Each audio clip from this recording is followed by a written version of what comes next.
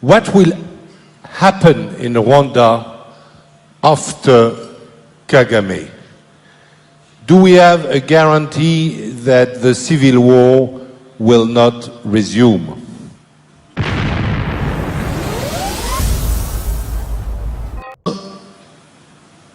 The Kagame you met that time so long ago, and you were able to see the iron fist. That iron fist has passed on to many other fists. There are many young people, men and women, doing their work efficiently. They give results. And that's how I found my time to come here and have a conversation with you. And they are the ones running the institutions, most of them. Those who have been there recently will have met some of these young people running these things.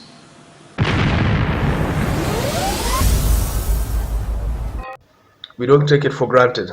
If it's your first time here, please subscribe.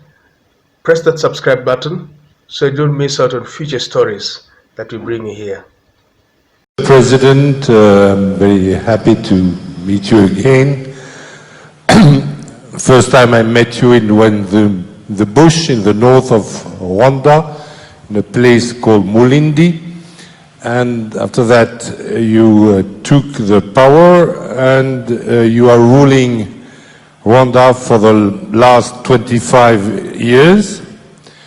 You have been able to maintain peace and to develop in an extraordinary way your country, in agriculture, tourism, industry, services, and so on. And it's obviously a big success.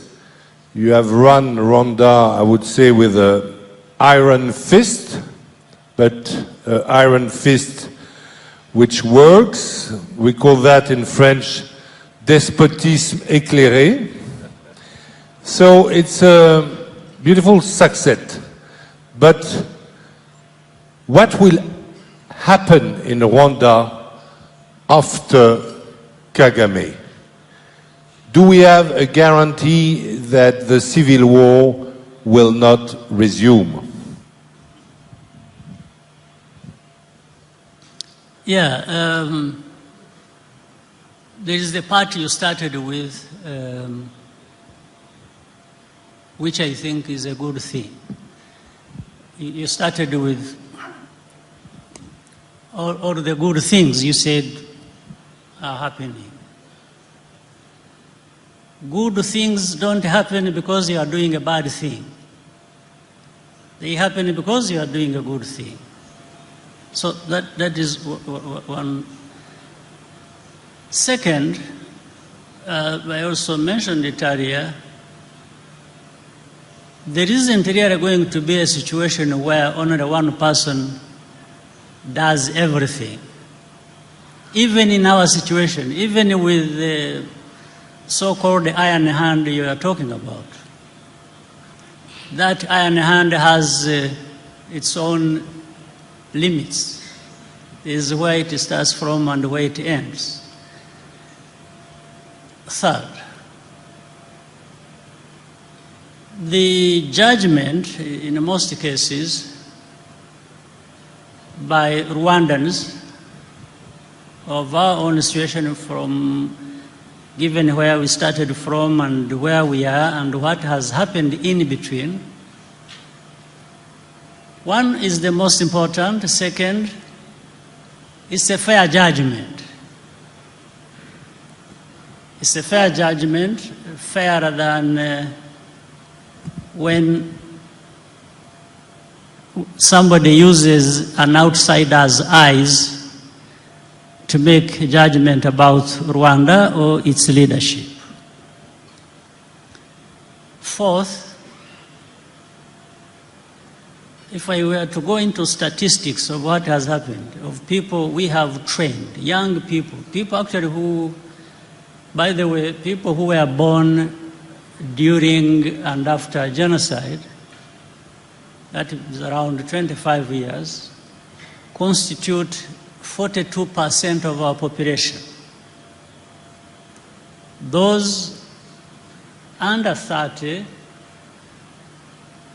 now about 32 below, are 71%. These are actually the people who are doing most of these things we are talking about. They have had education, they have trained. We have been sending people outside to go and study with Europe. Or there was a program to send massively young people to go and what is interesting is that over 90% of those we send outside come back on their own. There is no enforcement about bringing people back home. They come back home. And they are the ones running the institutions, most of them. Those who have been there recently will have met some of these young people running these things. So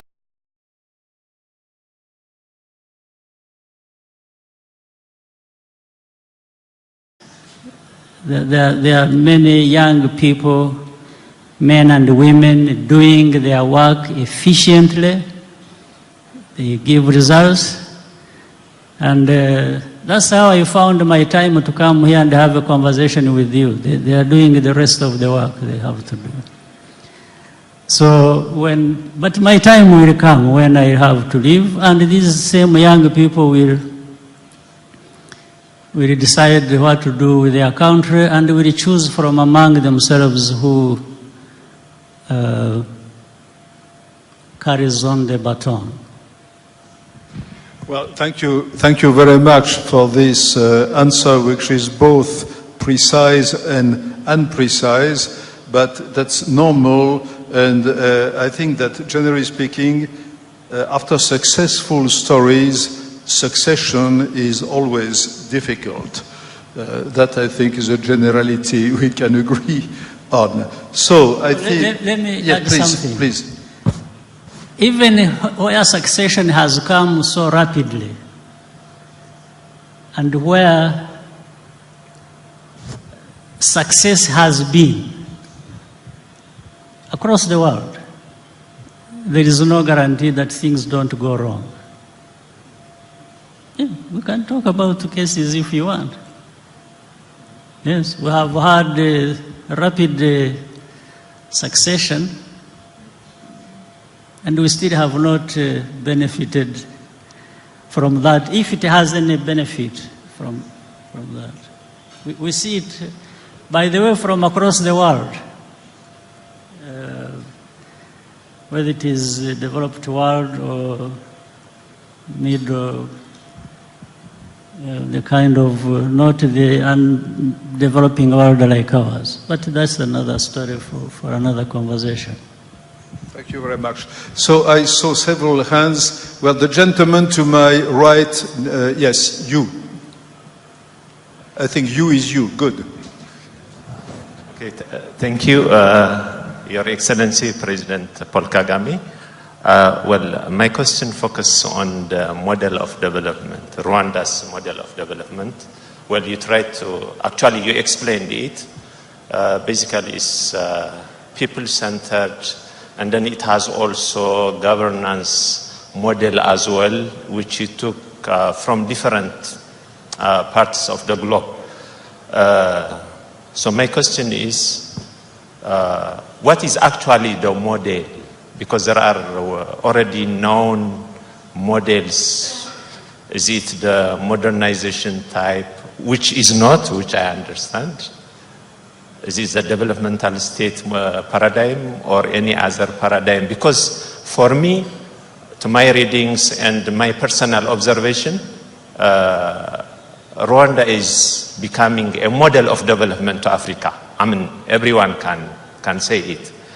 Even some of them have started to say Rwanda is the Switzerland of Africa, not only the beautiful mountains, but the development as well.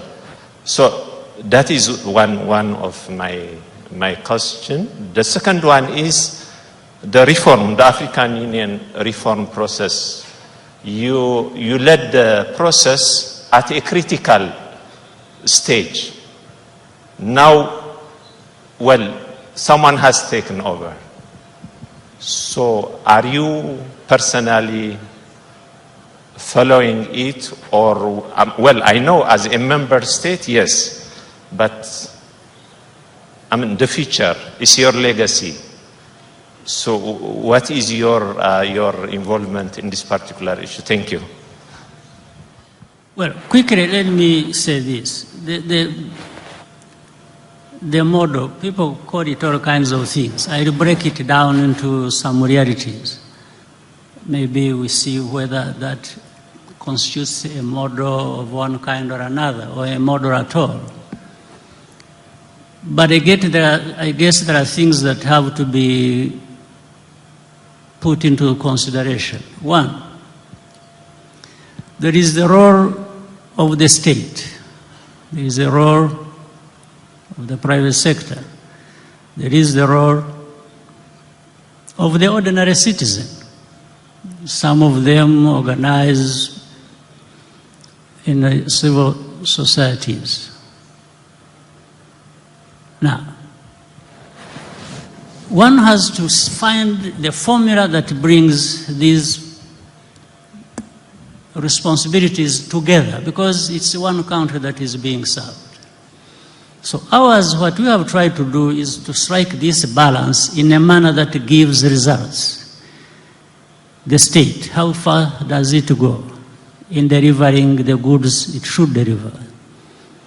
The private sector, how does it work together with the state? Or what does the state provide as an environment for the private sector to do what it needs to do? And then on the side of the citizens, the governance part, how do they participate? How do they get involved so that they feel they own what they have? These are the three legs of the stool, if you will, that we have worked on. But centrally, let me quickly also give you an example. When we were dealing with the partners during those years, they were very active in Rwanda, supporting our, from all the emergency situation to normalization and development. Every time we used to tell our partners that we appreciate the kind of support they give us. In fact, we need more even of it, not less. But we also want to be the ones in the driver's seat, leading our development process.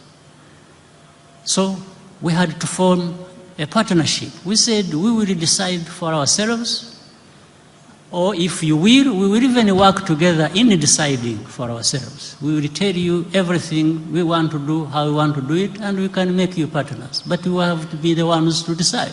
This was as early as 1996, for example. So that in itself is very important, and whatever you call the model, those things have to be there. The understanding of the balance that has to be struck, people at the center, people, I mean the citizens, but also their leaders, working together, and the rest is what you get. On the part of the African Union, I still play a role of continuing the leadership of the reform process, but in support of whoever will be coming or whoever is there as the chair of the African Union after me. And yeah, then we report to the African Union General Assembly, and we have the African Union Commission at the center driving the day-to-day responsibilities around that. We have the commission, the chair and the commissioners, and they participate in that. Well, I am told by the protocol that we should wind up now. You know, I think the protocol in this case is probably the kitchen, but I will take nevertheless one question, please.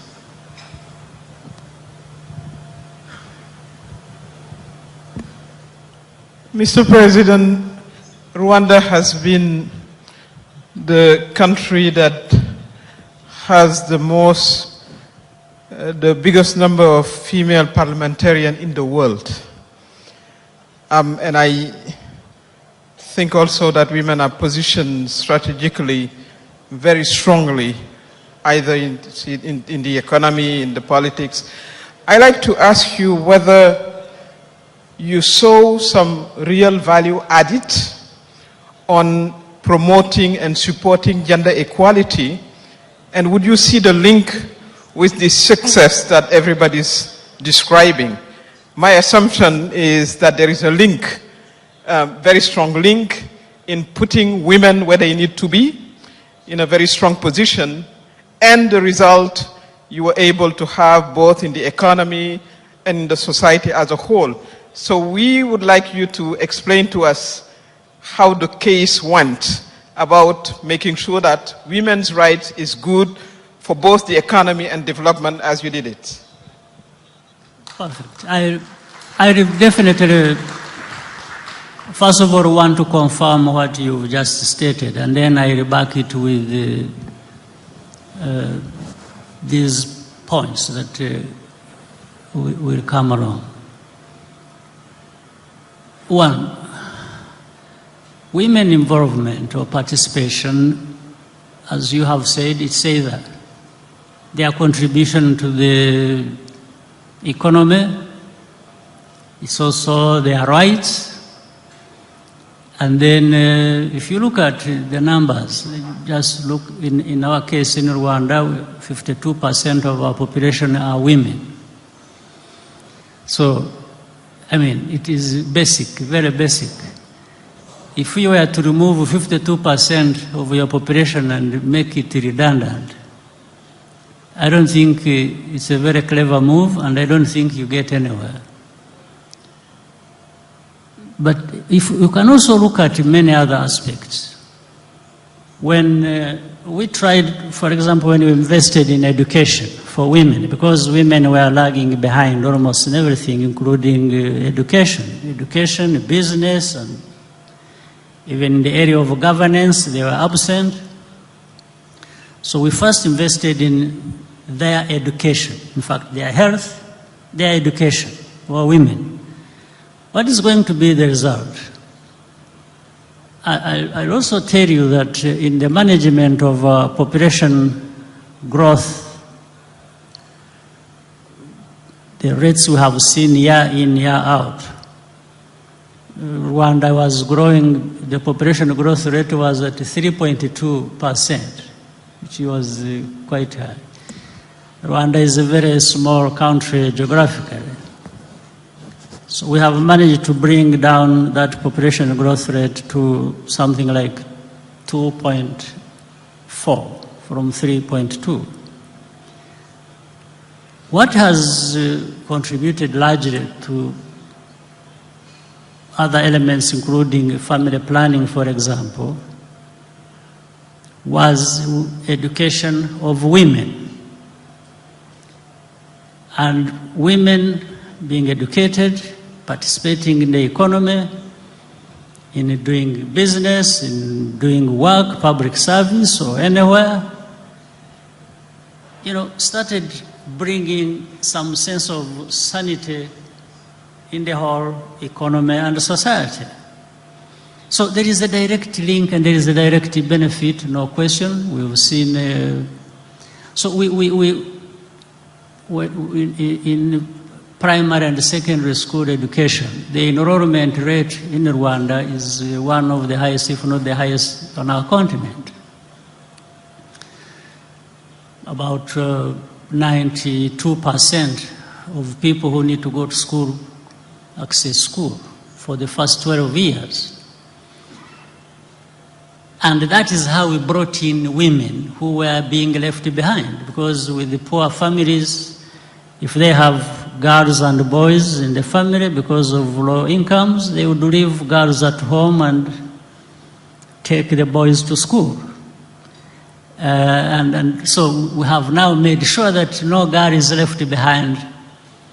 Everybody is getting educated. And they perform as well as the boys, in some cases much better. So all of these things can't add up to nothing. They add up to this impressive progress and the results we see in every sector of our society.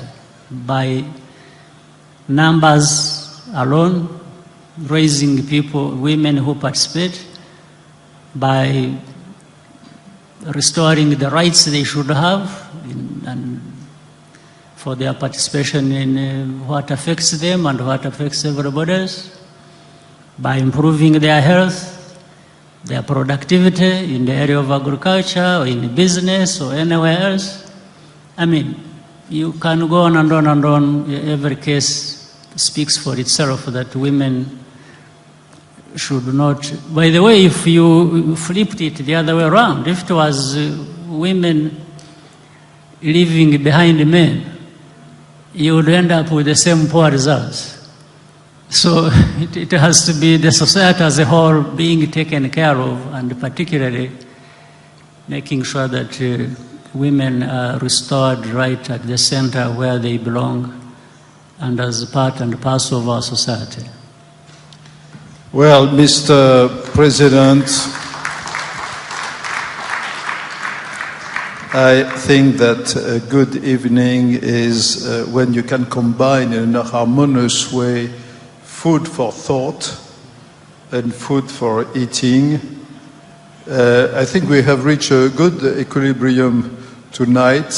I wish to thank you again very, very much for having come here with us. It was a great honor, pleasure. And I think you have indeed given us a lot of food for thought. So thank you very much. And I hope that it is not the last time that you will come to the World Policy Conference. Thank you.